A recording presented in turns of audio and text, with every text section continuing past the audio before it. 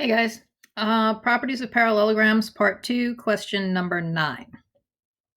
All right, so the first property of parallelograms is that both pairs of opposite sides are parallel. The second is that both pair of opposite sides are congruent.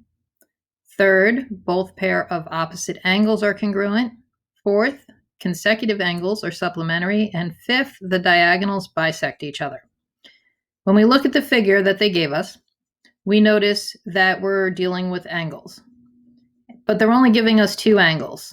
Although those two angles are opposite each other, so we know that those two angles are congruent. So we know that angle A is congruent to angle C, which allows us to set up an equation to figure out what x is. So if angle A is congruent to angle C, then the measure of angle A is equal to the measure of angle C. This allows me to plug in the expression they gave us for the measures of each of those angles.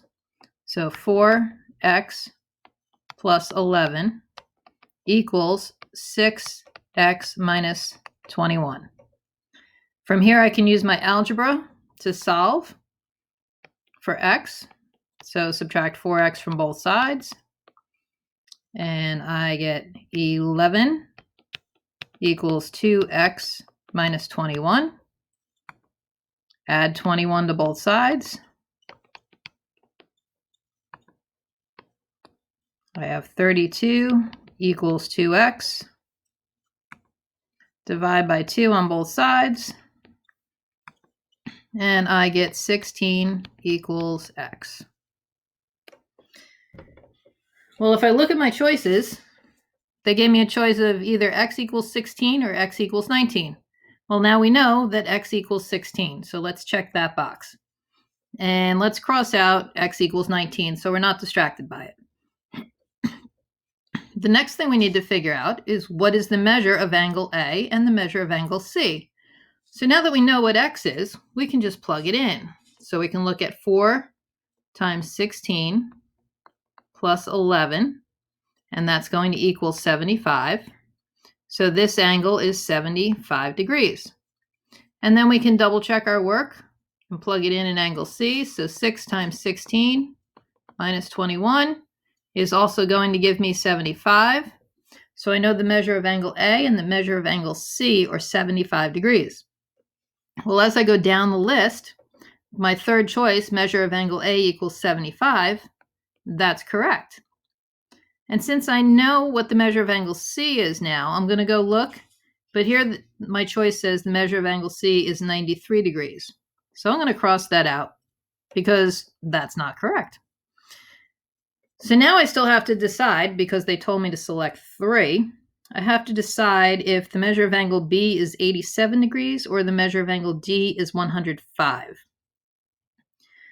Well, they don't give me any measures for those, but luckily, I know that consecutive angles in a parallelogram are supplementary. So that allows me to write an equation.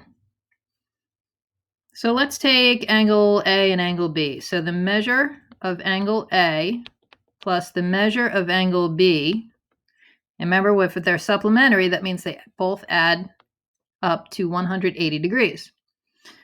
So I know the measure of angle A is 75, so I'm going to plug that in. And we're trying to figure out the measure of angle B. So we're just going to rewrite that and bring it down. I'm going to subtract 75 from both sides.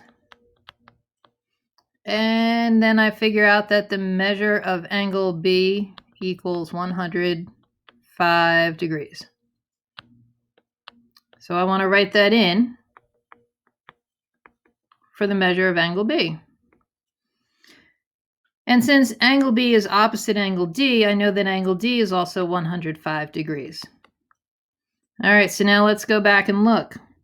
We have here, they're asking us, is the measure of angle B 87? It is not, so we're going to cross that out. It's not a choice.